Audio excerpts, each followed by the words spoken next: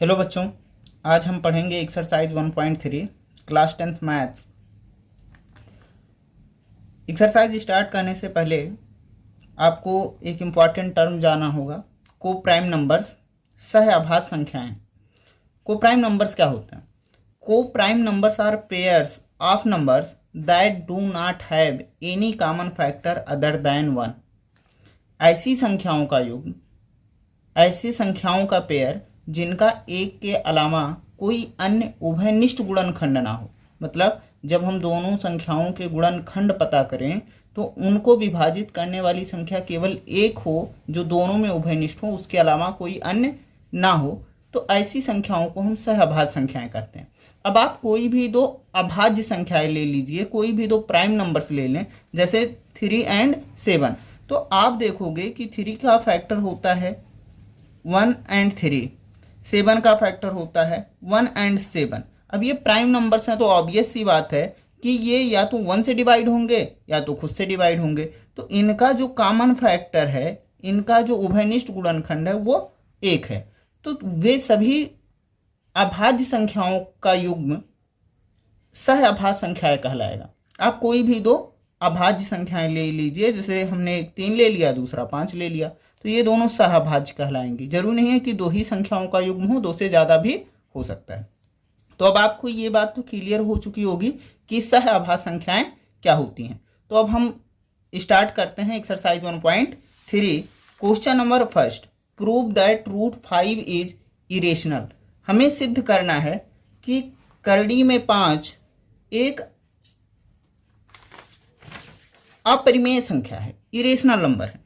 तो हमने irrational number का डेफिनेशन पढ़ रखा है कि वे संख्याएं जिन्हें हम p/q के फॉर्म में रिप्रेजेंट नहीं कर सकते हैं, जहां p और q इंटीजर्स होने चाहिए और q की वैल्यू 0 नहीं होनी चाहिए। साथ ही साथ एक कंडीशन और होता है कि p और q को प्राइम नंबर्स होने चाहिए, मतलब सहअभाज्य संख्याएं होनी चाहिए। तो हमें ये प्रूव करना है रूट 5 इरेशनल है, तो पहले हम इसको ये मानेंगे कि यह एक रेशनल नंबर है। हमें दिखाना तो है कि यह अपरिमेय संख्या है, लेकिन हमें यह दिखाने के लिए पहले यह मानना होगा कि यह एक परिमेय संख्या है। तो हम सॉल्व करना स्टार्ट करते हैं। Let root 5 be a rational number. हमने मान लिया है कि रूट 5 एक परिमेय संख्या है। अब जैसे ही हम रूट 5 को एक परिमेय संख्या मान रहे हैं, तो हम जानते हैं कि किसी भी परिमेय संख्या को, रेशनल नंबर को p/q के फॉर्म में रिप्रेजेंट किया जा सकता है। फिर अब रूट 5 रेशनल नंबर है तो इसको हम p/q के फॉर्म में लिख सकते हैं, तो हमने लिख लिया। Let root 5 equal to p/q be a rational number where p and q are coprime numbers.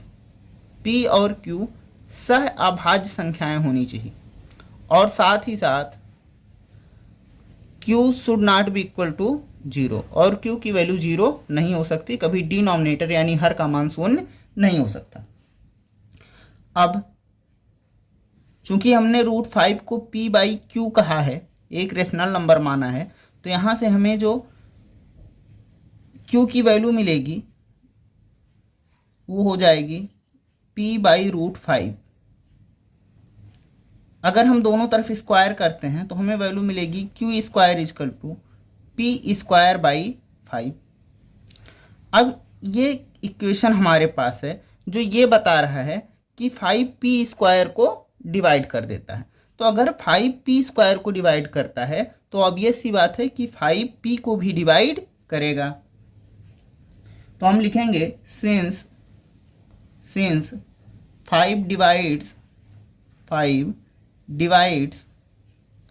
p², so it will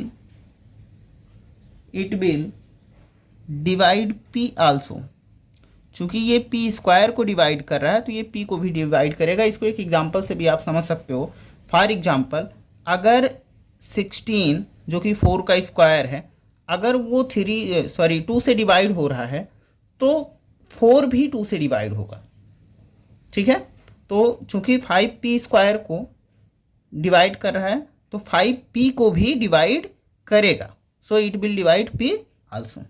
अब हम दोबारा से मानते हैं late p is equal to 5m और हम अगेन इसका स्क्वायर कर दें तो हमारे पास वैल्यू हो जाएगी p square equal to 5m का स्क्वायर। p की वैल्यू यहाँ हमारे पास जो थी हम रख देते हैं, ये √5 इंटू क्यू यहाँ पे था तो हम लिखेंगे √5 इंटू क्यू का स्क्वायर और 5m का स्क्वायर हो जाएगा 25m स्क्वायर। 5 का 5 में मल्टीप्लाई 25 और m का m में मल्टीप्लाई m स्क्वायर। √5 q का हम स्क्वायर करेंगे तो ये हमको मिलेगा 5q square equal to 25m square. 5 से 25 को कैंसिल कर देंगे, हमको q स्क्वायर की वैल्यू मिल जाएगी 5m स्क्वायर। अगर हम 5 को इस तरफ लाते हैं तो हमें वैल्यू मिलेगी m square equal to q square by 5। इसका मतलब कि 5q स्क्वायर को डिवाइड कर रहा है तो since 5 divides q square so it will divide q also. अगर ये q स्क्वायर को डिवाइड कर रहा है तो ऑब्वियस सी बात है इसको q को भी डिवाइड करना चाहिए। अब हमने देखा ये इक्वेशन 2 हम मान लेते हैं। इक्वेशन 1 में हमें मिला था कि 5p को डिवाइड कर रहा है, इक्वेशन 2 में हमको मिला कि 5q को भी डिवाइड कर रहा है। तो इक्वेशन फर्स्ट और सेकंड से हमको ये मिल गया कि 5p और q का कॉमन फैक्टर है। अब जब 5p और q का कॉमन फैक्टर है तो इसका मतलब ये हो गया कि p और q को प्राइम नंबर्स नहीं है। जो हमने यहाँ एज्यूम किया था कि √5 equal to p by Q एक रेशनल नंबर है जहाँ पे p और q को प्राइम नंबर्स हैं, बट ये हमारा एजम्पशन तो गलत हो गया क्योंकि हमारे पास p और q का एक के अलावा अदर देन 1 एक और फैक्टर मिल गया 5, मतलब 5p को भी डिवाइड कर रहा है और q को भी डिवाइड कर रहा है। तो hence p and q are not coprime numbers. p और q सहभाज्य संख्याएं नहीं हैं। So √5 is an irrational number. तो इसका मतलब है कि √5 एक इरेशनल नंबर होगा, हैंस प्रूव्ड।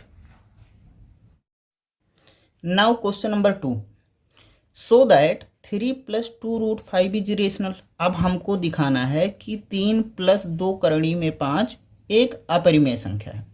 तो क्वेश्चन नंबर फर्स्ट की तरह हम यहाँ भी पहले ये एज्यूम करेंगे कि 3 + 2√5 एक रेशनल नंबर है, यानी परिमेय संख्या है। तो हम एज्यूम कर लेते हैं late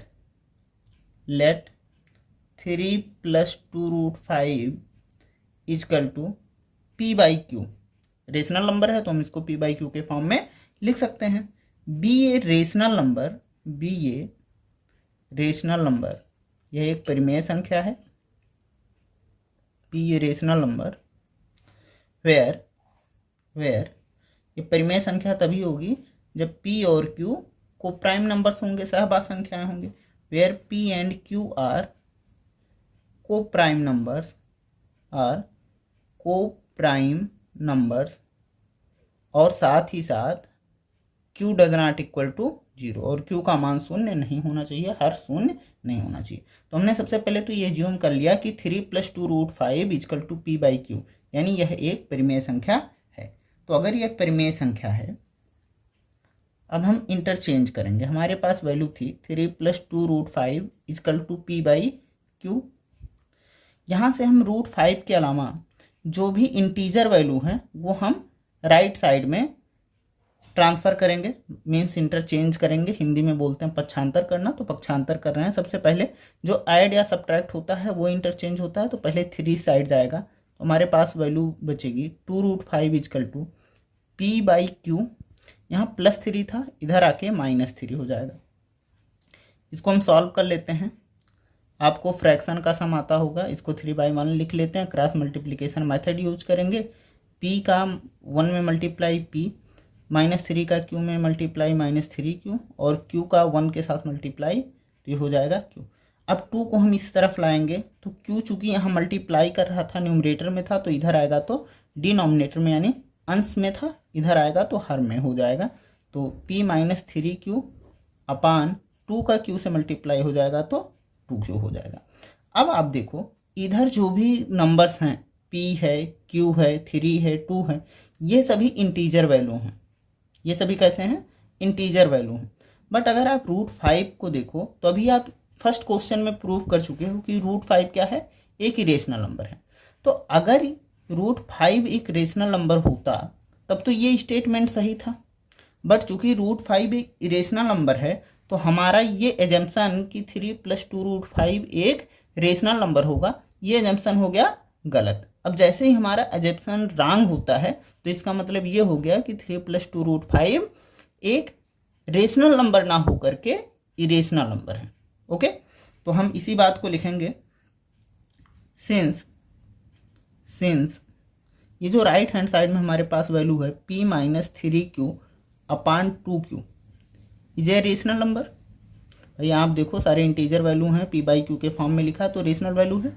is a rational number, is a rational number but it is a contradiction, but it is a contradiction, but it is a contradiction that √5 is a rational number. √5 is a rational number. √5 is a rational number. Okay, तो ये हमारे पास contradiction हो गया कि √5 एक rational number है। तो अब चूंकि √5 रेशनल नंबर नहीं होता है तो इसका मतलब hence 3 + √5 is irrational. Hence 3 + 2√5 is irrational. Hence proved.